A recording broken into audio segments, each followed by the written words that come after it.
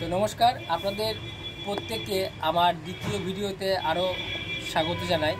এই ভিডিওতেও আমি আপনাদের একইভাবে যে কি কীটনাশক যেমন স্প্রে করার পাশাপাশি আমরা কি জাতীয় ভিটামিন গাছে স্প্রে করতে পারি ভালো রেজাল্ট পাওয়ার জন্য, বা আপনারা যদি বলে থাকেন পিজিআর ব্যবহার করতে পারি, সেটাও আপনাদের কিন্তু দেখাবো।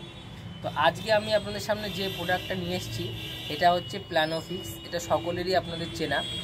এটা যে কোনো সারের দোকানে আপনারা পেয়ে যাবেন, অতি সহজলভ্য। এটা হচ্ছে আসলে একটা পিজিআর। এখানে স্পষ্টভাবে লেখা আছে প্ল্যান্ট গ্রোথ রেগুলেটর।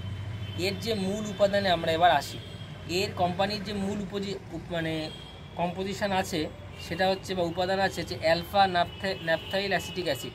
এই অ্যালফা ন্যাপথাইল অ্যাসিটিক অ্যাসিড এটা মূলত যে ক্ষেত্রে ব্যবহার করা হয় সেটা হচ্ছে গাছে যদি আপনাদের যখন প্রাথমিক অবস্থায় ফুল আসে যে কোনো ফলের গাছের ক্ষেত্রে, যাতে ফুলের ঝরা কমে যায়, সেক্ষেত্রে আপনারা এটা ব্যবহার করতে পারেন। এবং ফলের যে দেখা যাচ্ছে আপনাদের একটা গাছে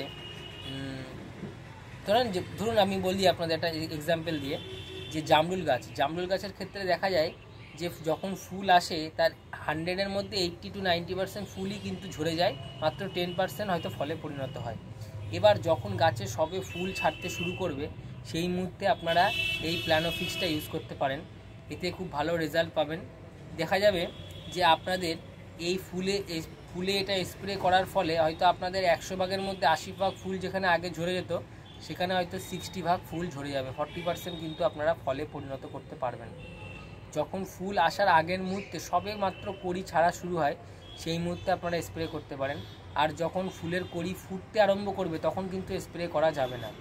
যখন ফুলের কড়িগুলো ফুটে মোটামুটি আস্তে আস্তে ছোট মটর দানার মতো ফলের আকৃতি ধারণ করবে, আপনারা পেয়ারা গাছ বলুন, জামরুল গাছ বলুন, কিংবা আপনারা যদি জাম গাছ বলুন, সবেদা গাছ বলুন, ছোট ছোট আকারের যখন ফল হয়ে যাবে সেক্ষেত্রে আপনারা দ্বিতীয়বার এটা স্প্রে করতে পারেন। তবে হ্যাঁ, এটা স্প্রে করার ক্ষেত্রে কিছু আপনাদের দিক ফলো রাখতে হবে।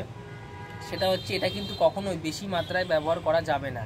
মাত্র প্রতি লিটার জলে 5 থেকে 6 ফোঁটা পরিমাণ দিয়ে আপনারা এই প্ল্যানোফিক্স যে কোনো গাছে স্প্রে করতে পারেন। বিশেষ করে ফল গাছের ক্ষেত্রে স্প্রে করে আমি যেটা দেখেছি, ফলের আকৃতি যেমন বৃদ্ধি করা সম্ভব, ঠিক পাশাপাশি কিন্তু আপনারা গাছে ফলের ধারণ ক্ষমতাও কিন্তু অনেক বাড়ে।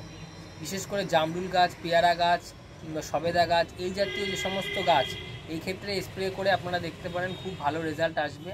এছাড়া আপনারা ড্রাগন গাছের ক্ষেত্রেও প্রয়োগ করতে পারেন। ড্রাগনেও নতুন নতুন মাথায় ফুল আসতে সাহায্য করে।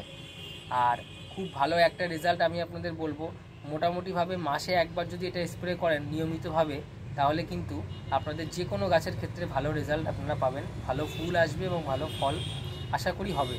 তো এই ছিল আজকের ভিডিও, এই প্ল্যানোফিক্স। এটা খুব বেশি দাম না, আশা করি 100 টাকা থেকে 120 টাকা দাম নেবে। আপনারা যে কোনো সারের দোকানে এটা পেয়ে যাবেন। এর মূল উপাদান হচ্ছে আলফা ন্যাপথাইল অ্যাসিটিক অ্যাসিড। এটা মাত্র 4.5% এসএল এই কম্পোজিশনে থাকে। এটা আপনারা যে কোনো গাছে ইউজ করতে পারেন। তবে হ্যাঁ, বারবার বলছি, পরিমাণ কিন্তু বেশি নয়। এটা 1 ml পরিমাণ দিলে কিন্তু হবে না, মাত্র লিটারে 5 থেকে 6 ফোঁটা লিটারে ব্যবহার করতে হবে।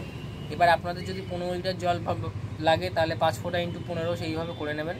সেইভাবে কিন্তু আপনারা এটাকে ইউজ করবেন, কখনোই বেশি পরিমাণে ব্যবহার করবেন না। এই ছিল আজকের ভিডিও, অবশ্যই ভালো থাকবেন।